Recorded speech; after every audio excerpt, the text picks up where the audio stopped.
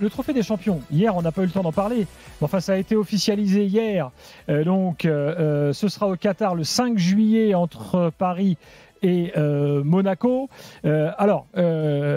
Évidemment, on peut être surpris par le choix de la Ligue. Alors déjà, ça fait des années que ça devient compliqué, que le calendrier n'est plus tellement respecté, qu'en fait, ce trophée des champions devient comme une sorte d'épine dans le pied de la Ligue. Alors, faut-il jeter...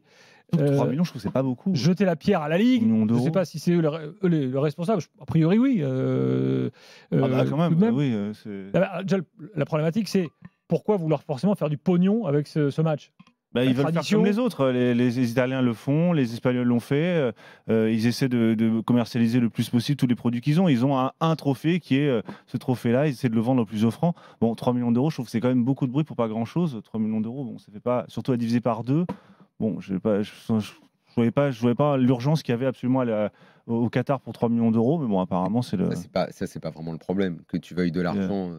Vu comme 3 millions, c'est rien. Comme sont réduites à quasi rien les caisses des clubs, ça fait plusieurs années maintenant qu'on essaye.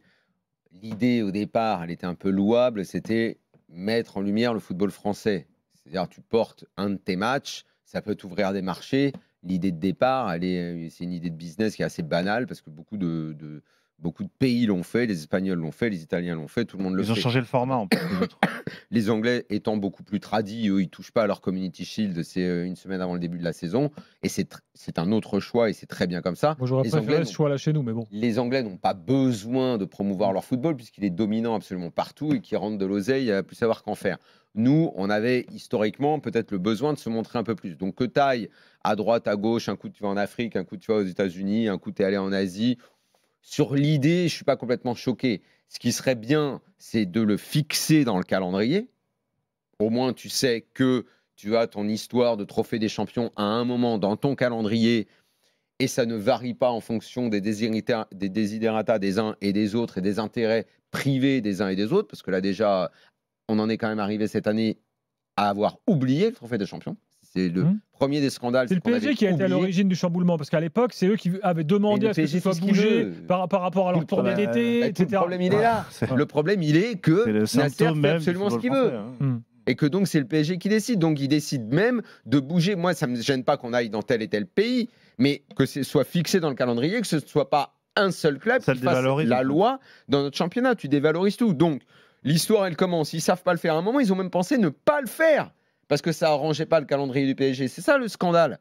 Sous prétexte que, comme ils sont champions, comme ils font le doublé, tu comprends. Très bien. Dans ces cas-là, on élimine cette compétition, on ne le fait pas. Ensuite, fin août, ça ne peut pas se faire. Monaco ne dit rien, se laisse faire et tout. Et est arrivé le moment où ils se sont dit, finalement, on le fait. Et la proposition de la Côte d'Ivoire, elle était pas mal. La proposition de la Côte d'Ivoire, c'était 3 millions. 3 millions, c'est la somme que c'est, mais c'est pas mal. Et pour la valorisation, c'est pas mal. Ça ouvre un marché, ça change un peu, ça fait une histoire à raconter. Et pour la promotion du football français, je pense qu'en Afrique, on connaît le football français, mais aller en Côte d'Ivoire, ça me semblait plutôt être une bonne idée. C'était d'ailleurs l'option monégasque. Monaco était pour. A dit, OK, on va en Côte d'Ivoire. La Côte d'Ivoire a envie de faire un peu de pub autour du foot, puisqu'ils sont même un peu partenaires de l'OM, avec un sponsor. Ils ont une vraie stratégie, un peu comme le Maroc, ils reçoivent plein de matchs internationaux. Donc, qu'on aille en Côte d'Ivoire, pays qui a des liens avec la France, où on a eu plein de joueurs ivoiriens dans notre championnat, c'est un immense pays de foot, où c'est une passion, que tu ailles jouer là-bas, ça me semblait être une bonne idée. Et moi, ce que j'ai dit, c'est, si quelqu'un propose plus, OK, pas de problème, logique d'oseille, prends plus. Mais le Qatar a dit, 2 secondes, non, cet après-midi, on ne peut pas vous répondre. Faisons la réunion lundi, parce que c'était vendredi, ça. Ah bon on fait la réunion quand c'est bon pour eux, quand ils le décident eux, et ils font la réunion lundi. Combien ils ont donné, les Ivoiriens? 3 millions. OK, on met 3 millions. Allez, on va à Doha, on ne discute plus. On arrête de discuter, on va à Doha. En gros, la Ligue, c'est couché. C'est ça le problème, en fait, de toute cette histoire. C'est ça. Si, évidemment, moi, je pensais qu'ils allaient même donner plus. Parce que, histoire de dire, bon, allez, les Ivoiriens sont bien gentils avec leurs 3 millions, on va encore aligner l'oseille, on en donne, allez, 4. Non, ils ont donné pareil. Ils ont donné pareil, ils ont fait reporter la réunion à lundi parce qu'ils étaient trop occupés vendredi pour répondre. À l'arrivée, ils donnent la même chose et on va à Doha, voir tout le monde, les Ivoiriens, cassez-vous, vous connaissez rien. En fait, c'est ça l'histoire. Ils sont toujours en négo pour l'histoire du sponsoring, dans les 100 millions, les fameux 30 millions qui sont dédiés au sponsoring, que certains clubs refusent. Donc ils sont toujours en deal. Le contrat n'est toujours pas signé. Donc tu penses qu'il fallait faire un geste vers le Qatar pour leur dire. Des gestes, on en a fait vers le Qatar. Je pense que là, des gestes. Je pense que non, mais le Qatar préférait effectivement que ça se passe chez lui. Il n'y a pas besoin de pousser beaucoup pour que tout le monde vienne au Qatar. Il n'y a même pas eu besoin de renchérir. Juste, tu mets la même chose que les Ivoiriens, tu es venu. Donc, tu mets la même chose et tu le décides.